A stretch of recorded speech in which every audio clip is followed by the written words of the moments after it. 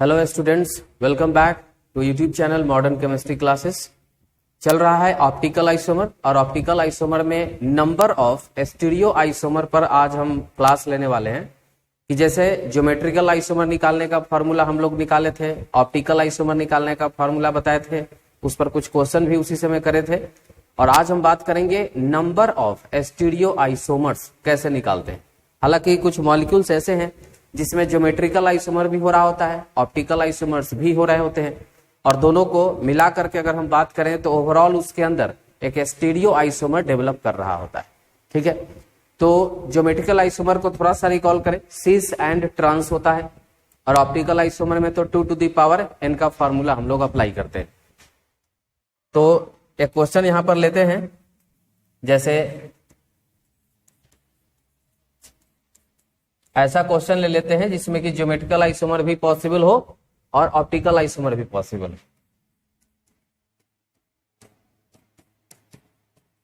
जैसे इस क्वेश्चन को ध्यान से देखिए, इसमें आपको पाई बॉन्ड के अबाउट सिस और ट्रांस भी हो सकता है, और यहां ये कायरल सेंटर है, इसको हम यहां पर थोड़ा हाईलाइट करते हैं। यहां पर क्या होगा, ज्योमेट्रिकल आइसोमर, और यहां पर कायरल सेंटर है, आप देख सकते हैं। तो यहां पर क्या होगा, ऑप्टिकल आइसोमर। मतलब एक ऐसा मॉलिक्यूल है जिसके अंदर ज्योमेट्रिकल आइसोमर भी हो रहा है और ऑप्टिकल आइसोमर भी हो रहा है। ठीक है, अब इस दोनों को मिला करके क्या क्या इसमें हम लोग निकालने वाले हैं। पहले तो निकालेंगे कि इसमें नंबर ऑफ ज्योमेट्रिकल आइसोमर कितना होगा, उसके बाद निकालेंगे नंबर ऑफ ऑप्टिकल आइसोमर कितना होगा, फिर उसके बाद निकालेंगे नंबर ऑफ स्टीरियो आइसोमर्स कितने होंगे। तो जनरली क्या होता है कि जितना नंबर ऑफ ऑप्टिकल आइसोमर्स होते हैं उतना ही नंबर ऑफ स्टीरियो आइसोमर्स हो जाते हैं। ऑप्टिकल में ऑलरेडी ज्योमेट्रिकल आइसोमर इन्वॉल्व हो जाते हैं। जैसे देखिए, पहले इसको समझते हैं, ऐसे तो फॉर्मूला पर बना लेंगे, लेकिन इसको समझना क्या है इसमें कि ये जो पाई बॉन्ड है इसके अबाउट क्या क्या हो सकता है, सिस हो सकता है और ट्रांस हो सकता है। यहां पर या तो इसको हम सिस ले सकते हैं या फिर इसको क्या ले सकते हैं, ट्रांस ले सकते हैं। तो इस क्वेश्चन को हम 2 केस बना करके डिस्कस कर सकते हैं। अभी क्या कीजिए कि आप इस डबल बॉन्ड को सिस मान लीजिए या बना लीजिए, इसको सिस मान के, और तब आप ऑप्टिकल आइसोमर निकालिए। कितना होगा, ये सिस है और ऑप्टिकल आइसोमर कितना होगा, 2 टू द पावर 1। चूंकि कायरल सेंटर 1 है तो 2 टू द पावर 1 का मतलब क्या, 2 हो गया। ठीक है, उसके बाद ट्रांस इसको बना के उसके बाद फिर ऑप्टिकल आइसोमर निकालिए, तो क्या हो जाएगा, फिर 2 टू द पावर 1 हो जाएगा। क्योंकि अब तो बात बदल गया ना, पहले आप जो 2 टू द पावर 1 लगाए थे वो इसको सिस मान करके बनाए थे, और अब जो 2 to the power 1 optical isomer निकाल रहे हैं वो हम इसको ट्रांस मान करके निकाल रहे हैं। तो इससे क्या होगा कि टोटल अगर ऑप्टिकल आइसोमर बात करेंगे तो 2 + 2 = 4 हो जाएगा। ठीक है, तो नंबर ऑफ ऑप्टिकल आइसोमर्स कितने हो जाएंगे, 4। और यही अगर हम नंबर ऑफ ज्योमेट्रिकल आइसोमर की बात करें तो ज्योमेट्रिकल आइसोमर में इसका कोई लेना देना नहीं है कायरल सेंटर का, वो तो सिर्फ पाई बॉन्ड के अबाउट सिस और ट्रांस करके होता है। तो एक पाई बॉन्ड है तो इसके पास 2 ही ज्योमेट्रिकल आइसोमर पॉसिबल हो सकते हैं, एक होगा सिस और एक होगा ट्रांस। तो नंबर ऑफ ज्योमेट्रिकल आइसोमर कितना हो जाएगा, 2 हो जाएगा। लेकिन नंबर ऑफ ऑप्टिकल आइसोमर की अगर हम बात करेंगे तो वो 4 हो जाएगा। एक बार इसको सिस रखते हुए 2 टू द पावर 1 और एक बार इसको ट्रांस रखते हुए 2 टू द पावर 1। ठीक है, तो यहां पर हम अब लिखते हैं नंबर ऑफ GI यानी कि ज्योमेट्रिकल आइसोमर कितना होगा, 2 टू द पावर 1 यानी कि 2 हो जाएगा। पाई बॉन्ड है एक। उसी तरह से नंबर ऑफ ऑप्टिकल आइसोमर कितना हो जाएगा, तो ये हो जाएगा 4। एक बार सिस के साथ 2 टू द पावर 1, एक बार ट्रांस के साथ 2 टू द पावर 1, तो टोटल कितना हो जाएगा, 4। उसी तरह से नंबर ऑफ स्टीरियो, देखिए स्टीरियो का मतलब होता है जिसमें दोनों ही इन्वॉल्व है, दोनों ही इन्वॉल्व है, मतलब ज्योमेट्रिकल भी इन्वॉल्व है और ऑप्टिकल भी इन्वॉल्व है। तो अगर हम सिस मान के तब निकालते हैं तो उसके अंदर ऑलरेडी ज्योमेट्रिकल आइसोमर भी आ गया और ऑप्टिकल आइसोमर भी आ गया। और अगर मान लीजिए इसको हम ट्रांस कर देते हैं और तब हम यहां निकालते हैं 2 टू द पावर 1, तो वो क्या हो जाएगा, उसमें भी ऑप्टिकल आइसोमर आ रहा है और ज्योमेट्रिकल आइसोमर आ रहा है। तो इस कारण से नंबर ऑफ स्टीरियो आइसोमर्स भी कितना हो जाता है, 4 हो जाता है। और उसके बाद आपसे नंबर ऑफ रेसमिक मिक्सचर आपसे पूछ लिया जाता है, how many number of racemic mixture. तो रेशमिक मिक्सचर क्या हो जाएगा, 2 हो जाएगा। कैसे? क्योंकि रेशमिक मिक्सचर किसको बोलते हैं, डिफिनीशन अगर आपको याद हो पिछले लेक्चर में हम बताए थे, equimolar mixture of enantiomer, equimolar mixture of इनेंसियोमर।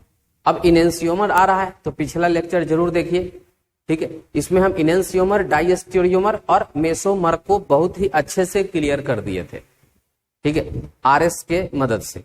तो इनेंसियोमर क्या होता, इनेंसियोमर के इक्विमोलर मिक्सचर को, मतलब 2 मॉलिक्यूल को लेकर के दोनों मोल को बराबर करके दोनों मॉलिक्यूल को और उसको मिक्स कर देते हैं, तो वो क्या हो जाता है, इनेंसियोमेरिक मिक्सचर हो जाता है, जिसको हम रेशमिक मिक्सचर कहते हैं। तो रेशमिक मिक्सचर 2 मॉलिक्यूल को मिलाकर के बनेगा। टोटल आपके पास 4 है, तो 2 मॉलिक्यूल को मिलाएंगे तो 1 रेशमिक मिक्सचर बनेगा। तो यहाँ 4 है तो कितना आएगा, 2 का 2 पेयर बन जाएगा। तो इसलिए नंबर ऑफ रेशमिक मिक्सचर जो बनेंगे वो क्या बनेंगे, 2 बनेंगे। क्वेश्चन को आगे बढ़ाते हैं, दूसरा क्वेश्चन ले लेते हैं। हम एक काम ये कर सकते हैं कि अभी पाई बॉन्ड को 1 रहने देते हैं और क्या कर लेते हैं कि कायरल सेंटर को 2 बना लेते हैं। क्वेश्चन किसी भी तरह से बदला जा सकेगा, ठीक है। जैसे एक में हम Br कर लेते हैं और एक में हम OH कर लेते हैं, ठीक है। अब आप देखिए कि यहां पर ये सिस ट्रांस होगा कि नहीं होगा, होगा। उसके बाद यहां पर ये है कायरल सेंटर और फिर ये है कायरल सेंटर, 2 कायरल सेंटर आपके पास आ गया। तो इस बार क्या हो गया कि कायरल सेंटर की संख्या 2 है। इसमें हम क्या क्या निकालने वाले हैं, देखिए इसमें हम निकालने वाले हैं नंबर ऑफ ज्योमेट्रिकल आइसोमर, फिर निकालने वाले हैं नंबर ऑफ ऑप्टिकल आइसोमर, फिर निकालने वाले हैं नंबर ऑफ स्टीरियो आइसोमर, और उसके बाद नंबर ऑफ रेशमिक मिक्सचर निकालेंगे, नंबर ऑफ रेशमिक मिक्सचर।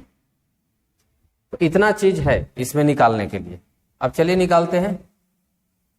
पहले तो ज्योमेट्रिकल आइसोमर के रिगार्डिंग बात कर लेते हैं। तो ज्योमेट्रिकल आइसोमर तो सिर्फ पाई बॉन्ड के अबाउट होता है, आपको पता है। ज्योमेट्रिकल आइसोमर क्या होता है, पाई बॉन्ड के अबाउट होता है। तो ज्योमेट्रिकल आइसोमर पाई बॉन्ड के अबाउट होता है, तो एक ही पाई बॉन्ड है तो सिस नहीं तो ट्रांस, 2 to the power 1 क्या हो जाएगा, 2 to the power 1, यानी कि ज्योमेट्रिकल आइसोमर हो जाएगा 2। लेकिन वहीं अगर हम ऑप्टिकल आइसोमर की बात करते हैं, ठीक है, तो ऑप्टिकल आइसोमर निकालने के लिए इसमें ज्योमेट्रिकल आइसोमर भी इन्वॉल्व है। तो एक बार इसको सिस रख करके और 2 कायरल सेंटर है तो 2 to the power 2 निकालेंगे, और एक बार इसको ट्रांस रख करके 2 to the power 2 निकालेंगे। तो 2 to the power 2 क्या होता है, 4 होता है। तो एक बार 4 आएगा सिस लगा करके और एक बार 4 आएगा ट्रांस लगा करके, तो टोटल जो ऑप्टिकल आइसोमर हो जाएगा वो क्या हो जाएगा, 8 हो जाएगा। अब स्टीरियो आइसोमर का मतलब होता है कि उसमें ज्योमेट्रिकल आइसोमर भी इन्वॉल्व हो और ऑप्टिकल आइसोमर भी इन्वॉल्व हो। तो 8 ऑप्टिकल आइसोमर से, तो उसके अंदर आप ऑलरेडी सिस और ट्रांस को इन्वॉल्व कर चुके हैं, मतलब ज्योमेट्रिकल आइसोमर को इंक्लूड कर चुके हैं। तो इसीलिए जितना ऑप्टिकल आइसोमर है लगभग उतने ही क्या हो जाएंगे, स्टीरियो आइसोमर्स हो जाएंगे। अब अगर हम रेशमिक मिक्सचर की बात करते हैं तो रेशमिक मिक्सचर 8 का कितना जोड़ा बनेगा, 4 जोड़ा बनेगा, 2 का। तो इसलिए नंबर ऑफ रेशमिक मिक्सचर क्या हो जाएंगे, 4 हो जाएंगे। इसी तरह से अगला क्वेश्चन को देखा जाए। अभी हम एक पाई बॉन्ड ले रहे थे और 2 कायरल सेंटर लिए। हम ये भी कर सकते हैं कि हम 2 पाई बॉन्ड ले लें और 1 कायरल सेंटर ले लें। जैसे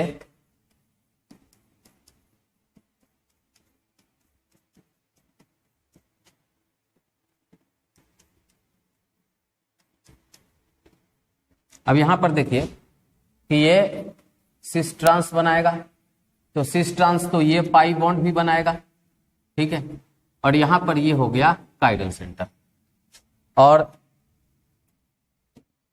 जैसा कि हम बताते हैं कि इसमें क्या क्या हम निकालने वाले हैं, नंबर ऑफ ज्योमेट्रिकल आइसोमर निकालने वाले हैं, उसके बाद नंबर ऑफ ऑप्टिकल आइसोमर निकालने वाले हैं, उसके बाद नंबर ऑफ स्टीरियो आइसोमर निकालने वाले हैं, उसके बाद नंबर ऑफ रेशमिक मिक्सचर निकालने वाले हैं। आप भी सोच सकते हैं कि इस क्वेश्चन को कैसे बनाया जाए, ठीक है। आप वीडियो पॉज करके और क्वेश्चन को आप बनाने का कोशिश कीजिए। देखिए, ज्योमेट्रिकल आइसोमर या ऑप्टिकल आइसोमर, पहले हम ज्योमेट्रिकल आइसोमर पर बात कर लेते हैं। ज्योमेट्रिकल आइसोमर का मतलब क्या होगा कि जितना पाई बॉन्ड है, सिर्फ पाई बॉन्ड से उसका मतलब है। यहां पर पाई बॉन्ड कितना है, यहां पर 2 पाई बॉन्ड है, तो 2 टू द पावर 2 यानी कि 4 ज्योमेट्रिकल आइसोमर बनेंगे। कैसे? सिस तो सिस, फिर सिस तो इसका ट्रांस, इसका ट्रांस तो इसका सिस, और फिर इसका ट्रांस तो इसका भी ट्रांस। तो टोटल कितना आइसोमर होंगे? 4। नहीं तो डायरेक्ट फॉर्मूला आपको बताया गया है 2 to the power n। n का मान क्या होता है? Number of pi bond, active pi bond. तो यहाँ पर एक्टिव पाई बॉन्ड है दोनों, 2 टू द पावर 2 कर देंगे और नंबर ऑफ ज्योमेट्रिकल आइसोमर कितना आ जाएगा? नंबर ऑफ ज्योमेट्रिकल आइसोमर 4 आ जाएगा। अब हम ऑप्टिकल आइसोमर की बात कर लेते हैं, तो ये 8 हो जाएगा। कैसे 8 हो जाएगा? देखिए, 4 ज्योमेट्रिकल आइसोमर का सेट बनेगा ना, cis cis cis trans trans cis trans trans, 4 set बनेगा। प्रत्येक सेट में 2 टू द पावर 1 अप्लाई करेंगे हम लोग। प्रत्येक सेट में क्या करेंगे? 2 टू द पावर 1। क्यों? क्योंकि यहां पर एक कायरल सेंटर है, तो number of optical isomer 2 to the power 1 होगा। तो हर एक सेट में 2 टू द पावर 1 लगाएंगे, मतलब 4 सेट होगा और 2 टू द पावर 1 लगाएंगे, यानी कि कितना हो जाएगा? 8 हो जाएगा नंबर ऑफ ऑप्टिकल आइसोमरिज्म। और जितना नंबर ऑफ ऑप्टिकल आइसोमर होगा उतना ही नंबर ऑफ स्टीरियो आइसोमर्स इसमें हो जाएंगे। और रेशमिक मिक्सचर 8 का क्या हो जाएगा? आधा, मतलब कि क्या हो जाएगा? 4। ठीक है, तो इस तरह से आप क्वेश्चन को बना सकते हैं। यहां पर हम रिंग का केस भी लेकर के डिस्कस कर सकते हैं, जैसे कि एक ले लेते हैं केस ऑफ रिंग का केस। क्योंकि रिंग के केस में भी हमने आपको सिस और ट्रांस बताया था। ठीक है, तो यहां पर है मान लीजिए CH3 और यहां पर मान लीजिए है Br। अब हमें इसमें क्या निकालना है देख लीजिए।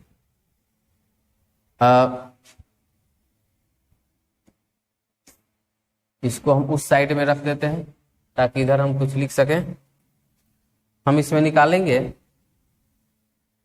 नंबर ऑफ ज्योमेट्रिकल आइसोमर, फिर निकालेंगे नंबर ऑफ ऑप्टिकल आइसोमर, फिर निकालेंगे नंबर ऑफ स्टीरियो, फिर निकालेंगे नंबर ऑफ रेशमिक मिक्सचर। अब ये सब चीज हमको इसमें फाइंड करना है।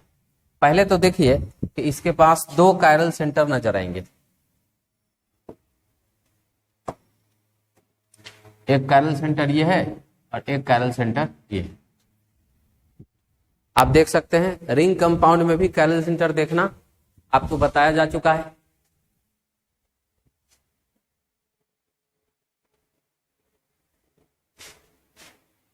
तो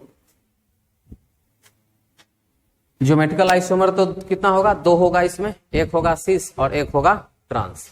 अब इस क्वेश्चन को हम पहले बनाते हैं। यहां पर डिटेल में इस क्वेश्चन को ड्रॉ करके बनाते हैं। पहले हम इसका सिस और ट्रांस बनाएंगे।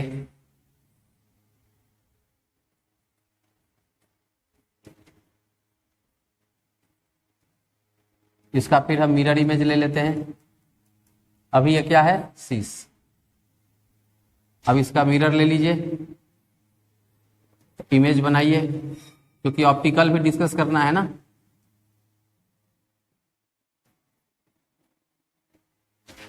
तो ये हो गया सिस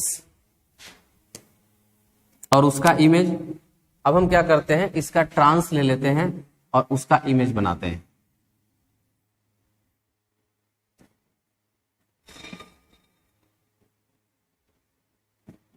देखिए, दोनों हाइड्रोजन क्या है? अपोजिट डायरेक्शन में, ट्रांस हो जाएगा। यहां पर दोनों H क्या है? सेम साइड में है, तो ये क्या हो जाएगा? सिस हो जाएगा। अब इसका मिरर लगाना है।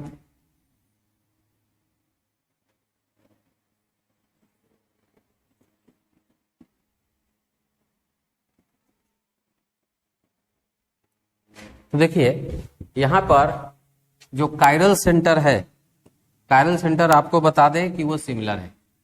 जो कायरल सेंटर है वो क्या है? सिमिलर है।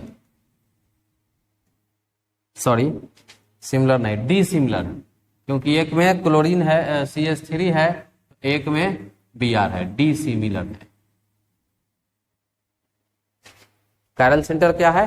डी सिमिलर है। आई थिंक कलर विजुअल है जहां पर हम कायरल सेंटर शो करा रहे हैं। अब जब डी सिमिलर कायरल सेंटर होगा तो सिस डीएल पेयर होगा, सिस डीएल पेयर और ट्रांस डीएल पेयर।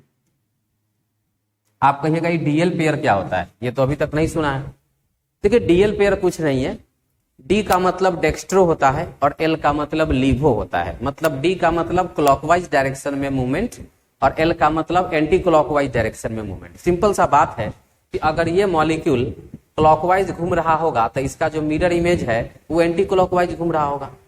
तो इसको अगर हम डी मान लेते हैं तो ये क्या हो जाएगा? एल हो जाएगा, या इसको एल मान लेते हैं तो इसको डी। तो इसीलिए इसको क्या लिखते हैं? डीएल पेयर लिखते हैं। ठीक है, तो ट्रांस भी क्या लिखेंगे? डीएल पेयर लिखेंगे। तो जब कायरल सेंटर डी सिमिलर है तो सिस डीएल पेयर बनता है और ट्रांस डीएल पेयर बनता है, याद रखिएगा।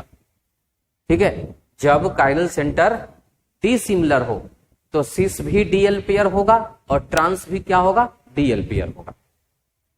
अब इस चीज को तो यहां पर हम डिस्कस कर लिए हैं। अब यहां पर इसका आंसर लिखते हैं। तो नंबर ऑफ ज्योमेट्रिकल आइसोमर अगर इसमें निकालिएगा तो कितना आएगा?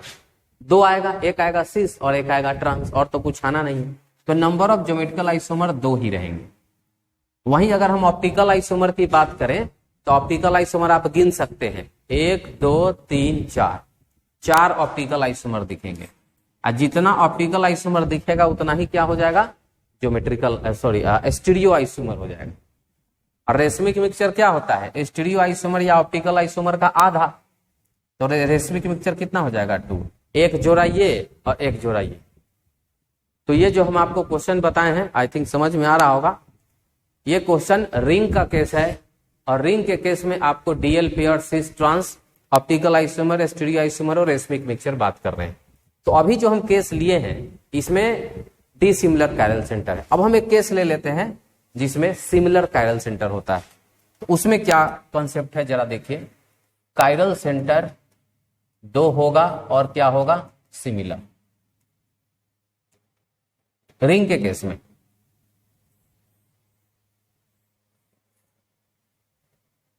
क्वेश्चन है B R and B R. देखिए कायरल सेंटर तो है, ये देखिए कायरल सेंटर है, लेकिन ये कायरल सेंटर क्या है? सिमिलर है, क्योंकि दोनों पर ग्रुप क्या है? सेम है। इस क्वेश्चन को हम छोटा करके इधर कर देते हैं और इस क्वेश्चन में हमें क्या क्या निकालना है? हमें निकालना है नंबर ऑफ ज्योमेट्रिकल आइसोमर, फिर निकालना है नंबर ऑफ ऑप्टिकल आइसोमर, फिर निकालना है नंबर ऑफ स्टीरियो आइसोमर और फिर निकालना है नंबर ऑफ रेशमिक मिक्सचर। इतना इसलिए निकाल लेते हैं, क्वेश्चन कुछ भी पूछा जा सकता है। देखिए क्वेश्चन तो बहुत इनफाइनाइट है। आज के क्लास में हम कोई थ्योरी नहीं पढ़ा रहे हैं, थ्योरी तो हम पढ़ा चुके हैं। बस उस थ्योरी पर किस तरह से क्वेश्चंस किए जाते हैं, बोले थे कि हम क्वेश्चन कराएंगे तो वही क्वेश्चन करा रहे हैं ताकि आपको कहीं कोई दिक्कत ना हो। तो इसी तरह का क्वेश्चन आपको पूछा जाता है। तो नंबर ऑफ ज्योमेट्रिकल आइसोमर, पहले तो हम इस स्ट्रक्चर का जैसे अभी बनाए थे थोड़ा देर पहले, इस केस में आप देख सकते हैं इस तरह का एक स्ट्रक्चर हम पहले बनाते हैं और उसमें डिफरेंस देखेंगे कि क्या डिफरेंस आ रहा है। चलिए, तो यहां पर चूंकि दोनों सेम है, यहां भी हम सिस ट्रांस बनाएंगे।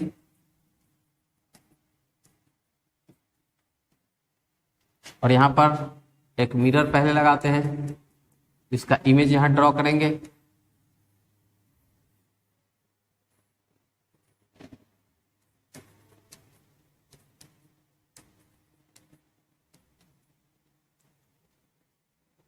ठीक है, तो ये सिस वाला हो गया। एक ट्रांस वाला यहां पर ड्रॉ कर लेते हैं।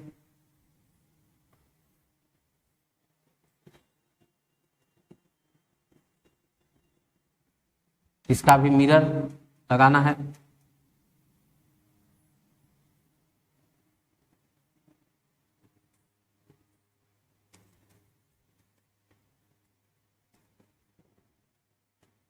चलिए अब इस क्वेश्चन को थोड़ा डिस्कस करते हैं। पहले तो हम इसके बारे में लिख लें कि ये है सिस मेसो और ट्रांस डीएल पेयर। अब ये तो एकदम समझ में नहीं आया होगा कि ये मेसो क्या लिख दिए। अब हम आपको कुछ चीज याद कराते हैं। आपको हम मेसोमर पढ़ाए थे और मेसोमर पढ़ाए थे, याद अगर होगा पिछला लेक्चर का चीज है। मेसोमर में ये बताया गया था कि अगर कायरल सेंटर सिमिलर होता है तो उसमें एक केस ऐसा होता है जो क्या होता है, मेसोमर होता है, और एक केस ऐसा होता है कि इनेंसियोमर होता है। तो जहां इनेंसियोमर है वहां पर हम लोग डीएल पेयर बनाएंगे, और जहां पर मेसोमर है वहां मेसो शॉर्ट में लिखते हैं उसको। ऐसे इसका फुल फॉर्म क्या हो जाएगा, मेसोमर, लेकिन मेसोमर को शॉर्ट में क्या लिखते हैं, मेसो। तो अब आप कहिएगा कि आपको कैसे पता है कि सिस वाला ही मेसो होगा और ट्रांस वाला डीएल पेयर होगा। इसको जानने का बड़ा अच्छा तरीका है कि आप एक सिमेट्रिसिटी से गुजरिए। क्या किसी मॉलिक्यूल में सिमेट्रिक मॉलिक्यूल दिखाई दे रहा है? यहां से आप एक ऐसे लाइन ड्रॉ कीजिए और आप देखिए कि जैसा ऊपर दिखेगा वैसा नीचे दिखेगा। मतलब मॉलिक्यूल में क्या है, पीओएस है। मॉलिक्यूल में क्या है, पीओएस। और आप जानते हैं ना, मॉलिक्यूल में अगर प्लेन ऑफ सिमेट्री डेवलप करता है तो प्लेन ऑफ सिमेट्री के डेवलप होने से उसमें मॉलिक्यूल को सिमेट्री कहा जाता है। और सिमेट्री जो होते हैं सुपर इम्पॉसिबल मिरर इमेज बनाते हैं जो ऑप्टिकली इनएक्टिव होते हैं और वो मेसोमर कहलाते हैं। तो इसीलिए चूंकि इस सिस वाले में प्लेन ऑफ सिमेट्री पीओएस दिख गया, इसीलिए क्या बनाएगा, मेसो बनाएगा। सिस हमेशा मेसो बनाएगा जब कायरल सेंटर क्या हो जाएगा, सिमिलर हो जाएगा। अब ये ट्रांस वाला है। अब आप यहां पर अगर मान लीजिए आप ड्रॉ करते हैं तो क्या आपको मिरर इमेज मतलब सिमेट्रिकल दिखेगा, बी आर का एच नहीं आएगा, एच का बी आर, ऐसा कोई यहाँ पर पीओएस ऑब्जर्व नहीं किया जा रहा है। तो पीओएस यहाँ पर ऑब्जर्व नहीं किया जा रहा है मतलब कि इसके अंदर प्लेन ऑफ सिमेट्री नहीं है। और जब प्लेन ऑफ सिमेट्री नहीं है मतलब मॉलिक्यूल क्या है, डाइसिमेट्री है। और डाइसिमेट्री होने के वजह से molecule non super impossible image को डेवलप करता है और ये ऑप्टिकली एक्टिव होता है। मतलब ये एक इनेंसियोमेरिक पेयर है। तो डीएल पेयर का मतलब कुछ नहीं, इनेंसियोमेरिक पेयर होता है। तो यहां सिस में मेसो डेवलप होता है और ट्रांस में डीएल पेयर होते हैं। एक और चीज आपको बता दें कि मेसोमर्स जो होते हैं ना आपस में आइडेंटिकल भी होते हैं। मेसोमर्स जो होते हैं वो आपस में क्या होते हैं, आइडेंटिकल्स भी होते हैं। तो अब होता क्या है कि मेसोमर्स ये दोनों तो आपस में आइडेंटिकल हो जाते हैं। तो आइडेंटिकल होने, अब आप कहिएगा कैसे, नहीं इसका आर उसका एफ, वो तो हम लोग ओपन स्ट्रक्चर में देखते हैं। लेकिन कॉन्फ़िगरेशन छोड़िए, प्रॉपर्टीज वाइज दोनों मॉलिक्यूल क्या है, सेम है। तो इसीलिए इसमें नंबर घट जाता है क्योंकि मेसो जो होते हैं वो इनएक्टिव हो जाते हैं। ये लीजिए चाहे ले लीजिए, बात बराबर हो जाएगा। इसलिए दोनों को मिला करके एक चीज दिखाते हैं। तो नंबर ऑफ ज्योमेट्रिकल आइसोमर देखिए, नंबर ऑफ ज्योमेट्रिकल आइसोमर तो इसमें सिस और ट्रांस दो होगा, ये तो कंफर्म है, इसमें कोई तो बात नहीं है। लेकिन अगर ऑप्टिकल आइसोमर की बात करें तो डीएल पेयर तो दो अलग अलग हो गया, लेकिन इस दोनों के बदले में एक मॉलिक्यूल लिखेंगे। तो 2 और 1 क्या हो जाएगा, 3। और स्टीरियो आइसोमर्स कितने होंगे, ये भी 3 हो जाएंगे, उसी के लगभग बराबर होते हैं। और रेशमिक मिक्सचर क्या होगा, 1। आप कहेंगे 1 कैसे होगा, तो देखिए 3 है तो 3 के आधा करेंगे तो 1.5, तो फ्रैक्शन तो रेशमिक मिक्सचर होगा नहीं। तो इसीलिए देखिए रेशमिक मिक्सचर मेसोमर से रेशमिक मिक्सचर तो तैयार नहीं होता है, किससे होता है, इनेंसियोमर से होता है। और इनेंसियोमर नीचे वाला है तो दोनों को मिला करके क्या होगा, एक जोड़ा बनेगा ना। तो इसीलिए हम लोग रेशमिक मिक्सचर कितना लिख दिए, 1 लिख दिए। तो ये चीज आपको याद रखना है बढ़िया से कि अगर कायरल सेंटर सेम हो गया तो मेसो होता है सिस वाला और ट्रांस वाला क्या होता है, डीएल पेयर होता है। ज्योमेट्रिकल आइसोमर 2 होता है, ऑप्टिकल आइसोमर 3 होने लगता है, और स्टीरियो आइसोमर भी 3 होता है, और रेशमिक मिक्सचर 1 होने लगता है। क्योंकि रेशमिक मिक्सचर मेसोमर से नहीं बनता, किससे बनता है, इनेंसियोमर से बनता है। ठीक है, तो आई थिंक क्वेश्चन आपका क्लियर हो गया। आगे बढ़ते हैं। अभी हम लोग कुछ क्वेश्चंस देखे ओपन चेन स्ट्रक्चर्स और रिंग स्ट्रक्चर्स में, और दोनों में डिस्टिंग्विश कर लिए हैं। एक क्वेश्चन यहां पर है,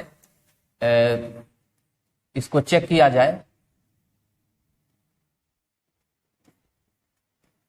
अगर ये क्वेश्चन है और आपसे पूछा जाए कि बताइए कि इसमें नंबर ऑफ ज्योमेट्रिकल आइसोमर कितना होगा, नंबर ऑफ ऑप्टिकल आइसोमर्स कितने होंगे, नंबर ऑफ स्टीरियो बताइए। रेशमिक मिक्सचर कितना होगा? हम आपको बता दें कि इसमें कायरल सेंटर नहीं है। क्या नहीं है? कायरल सेंटर नहीं है। This molecule does not have chiral centre. इस मॉलिक्यूल में क्या नहीं है? कायरल सेंटर नहीं है। अब जब कायरल सेंटर नहीं है तो क्या ऑप्टिकल आइसोमर होगा? नहीं होगा। तो यहां पर जो आंसर हम लोग करेंगे, देखिए नंबर ऑफ ज्योमेट्रिकल आइसोमर तो 2 हो जाएगा, एक सिस और एक ट्रांस। दोनों देखिए, यहां पर एक H है, यहां पर एक H है, तो हम सेम साइड अपोजिट साइड करके क्या करा सकते हैं? सिस और ट्रांस बना सकते हैं। तो नंबर ऑफ ज्योमेट्रिकल आइसोमर कितना हो जाएगा? 2। लेकिन ऑप्टिकल आइसोमर क्या हो जाएंगे? 0। Stereo isomer 0। रेशमिक मिक्सचर क्या हो जाएंगे? 0 हो जाएंगे।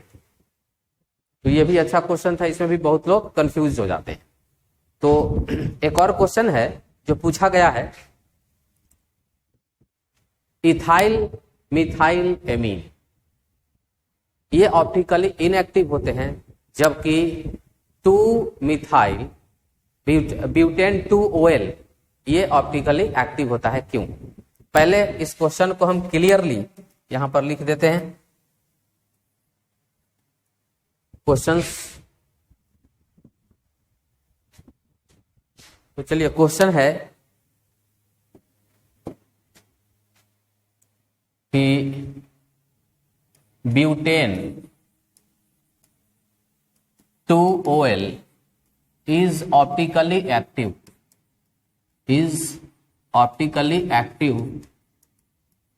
but N-methyl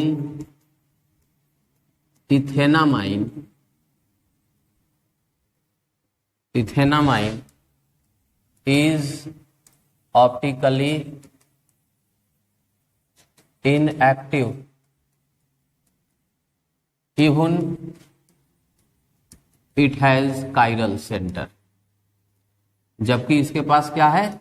कायरल सेंटर है। बताइए, एक्सप्लेन कीजिए। चलिए इसका आंसर करते हैं।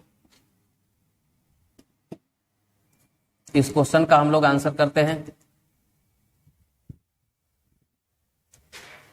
देखिए होता क्या है कि लोन पेयर को भी एक ग्रुप के जैसा कंसीडर कर लिया जाता है। पहले आप दोनों मॉलिक्यूल को सेपरेटली अलग अलग लिखिए। इधर लिखेंगे एन मिथाइल इथेनामाइन और इधर लिखेंगे ब्यूटेन 2OL। अगर आप स्ट्रक्चर लिखेंगे तो नाइट्रोजन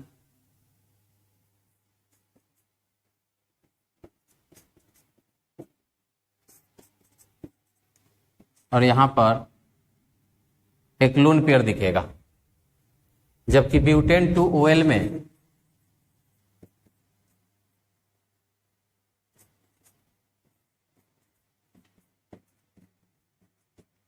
यहां पर एक कायरल सेंटर है। अब यही पूछ रहा है कि ये ऑप्टिकली एक्टिव है। ये तो चलिए समझ में आ गया होगा आप लोग को कि ये ऑप्टिकली एक्टिव क्यों है, क्योंकि इसके पास कायरल सेंटर है तो ये ऑप्टिकली एक्टिव है। एक कायरल सेंटर में डाइसिमेट्री होता है और वो ऑप्टिकली एक्टिव हो जाता है। लेकिन इसमें कहता है कि ये ऑप्टिकली एक्टिव नहीं है, क्यों?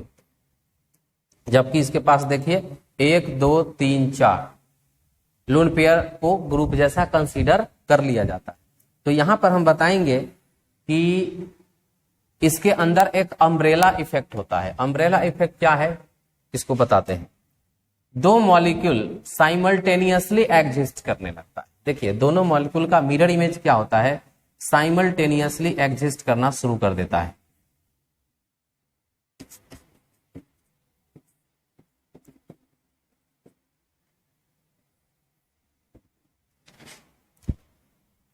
ठीक है,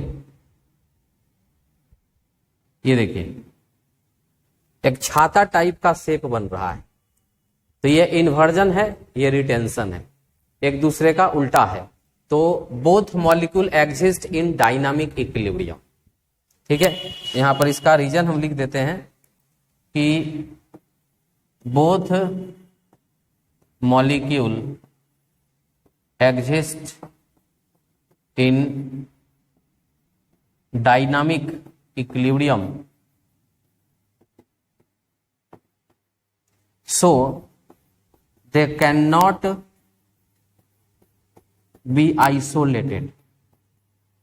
ठीक है, दोनों डायनामिक इक्विलिब्रियम में होने के वजह से ये दोनों एक दूसरे से आइसोलेट नहीं होता, जिसके कारण कॉम्पेंसेशन स्टार्ट हो जाता है। आप लोग को पढ़ाए थे कि enantiomers are optically, racemic mixture optically inactive due to external compensation and mesomers are optically inactive due to internal compensation. यहां पर एक मॉलिक्यूल दूसरे मॉलिक्यूल को कैंसिल कर रहा है, एक क्लॉकवाइज चलेगा दूसरा एंटी क्लॉकवाइज चलेगा, और दोनों अम्ब्रेला एक दूसरे को कैंसिल करेगा, और इस तरह से जो नेट इफेक्ट मॉलिक्यूल में होता है वो क्या हो जाता है, जीरो होने लगता है, क्योंकि दोनों डायनामिक इक्विलिब्रियम में एग्जिस्ट कर रहा है। अगर ये डायनामिक इक्विलिब्रियम में नहीं होता, ये मॉलिक्यूल अलग होता, ये मॉलिक्यूल अलग होता, और तब ये ऑप्टिकली एक्टिव हो जाता। लेकिन सिंगल स्ट्रक्चर ये एग्जिस्ट नहीं न करता है, ये दोनों ही स्ट्रक्चर एग्जिस्ट करता है साइमल्टेनियसली एक साथ, और दोनों डायनामिक इक्विलिब्रियम में होते हैं, और दोनों मिरर इमेज टाइप से आप देख सकते हैं,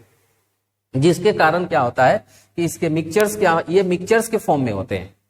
मतलब एक तरह से समझिए कि ये रेशमिक मिक्सचर बना लेते हैं, और इसीलिए ये क्या हो जाता है, ऑप्टिकली इनएक्टिव हो जाता है। So this is the reason, so they can not be isolated and hence इधर लिख देते हैं, and hence racemic mixture develop, racemic mixture develop, so it become optically inactive, optically inactive, और ये क्या हो जाता है, ऑप्टिकली इनएक्टिव हो जाता है। तो जो बोले हैं उस पर फोकस कीजिएगा कि ये जो दोनों मॉलिक्यूल है आपस में डायनामिक इक्विलिब्रियम में एग्जिस्ट करते हैं, और डायनामिक इक्विलिब्रियम में एग्जिस्ट करने के वजह से ये क्या होते हैं, मॉलिक्यूल सेपरेट नहीं हो पाते हैं, और ये रेशमिक मिक्सचर जैसा बिहेवियर करने लगता है, और इसलिए ये क्या हो जाते हैं, ऑप्टिकली इनएक्टिव हो जाते हैं। जबकि उसमें ये सिचुएशन नहीं है, इसमें सेपरेट होता है, दोनों अलग अलग होता है, और ये डाइसिमेट्री शो करता है, और ये ऑप्टिकली एक्टिव होता है। ठीक है, तो ये हो गया। तो ये सब कुछ स्पेशल क्वेश्चंस थे। अब ऑप्टिकली एक्टिव और इनएक्टिव को लेकर के केस ऑफ बाइफिनाइल्स भी बताए गए हैं। तो थोड़ा सा वीडियो लंबा होगा, लेकिन कॉन्सेप्ट पूरा इसके अंदर आ जाएगा। केस ऑफ बाइफिनाइल्स, देखिए बाइफिनाइल्स में हम आपको एक स्ट्रक्चर यहां पर डेवलप कराते हैं, और ये चीज थ्योरी है, इसको याद रखिएगा, कहीं पर भी कोई भी क्वेश्चन इजीली बन जाता है। अगर हम ये ले लें और पूछे कि बताइए कि ये ऑप्टिकली एक्टिव है कि इनएक्टिव है, तो क्या होगा कि यहां पर एक प्लेन ऑफ सिमेट्री एग्जिस्ट करने लगता है। यहां पर क्या आ जाता है, पीओएस, प्लेन ऑफ सिमेट्री, जैसा इधर वैसा इधर, जिस कारण हम लिखेंगे कि ये क्या हो जाता है, ऑप्टिकली इनएक्टिव, ऑप्टिकली इनएक्टिव। मतलब प्लेन ऑफ सिमेट्री आया कि ऑप्टिकली क्या हो जाएगा, इनएक्टिव हो जाएगा। एक तो क्वेश्चन ये होता है। दूसरा एक और क्वेश्चन आपको यहां पर दिखाते हैं।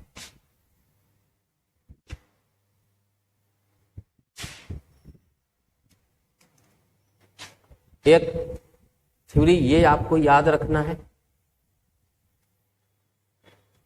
बाइफिनाइल्स का मतलब दो बेंजीन एक साथ होगा। मान लीजिए यहां पर है X और यहां पर है Y, फिर यहां पर है अल्फा और यहां पर है beta. For optical isomer, for optical या ऑप्टिकली एक्टिव, ऑप्टिकली एक्टिव होने के लिए आप याद रखिए कि X और Y आपस में बराबर नहीं होने चाहिए, और अल्फा और बीटा आपस में बराबर नहीं होने, ये और ये आपस में कभी भी बराबर नहीं होना चाहिए, फिर ये और ये आपस में कभी भी बराबर नहीं होना चाहिए।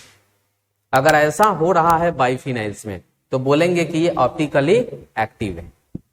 ठीक है, और नहीं अगर X और Y बराबर कर दीजिएगा, अल्फा बीटा बराबर कर दीजिएगा, तब तो इसमें प्लेन ऑफ सिमेट्री आ जाएगा और ये ऑप्टिकली इनएक्टिव हो जाएगा। ठीक है, तो एक एग्जाम्पल इसी पर देख लेते हैं हम लोग। जैसे मॉलिक्यूल को घुमा करके किसी भी तरह से आप लिख सकते हैं।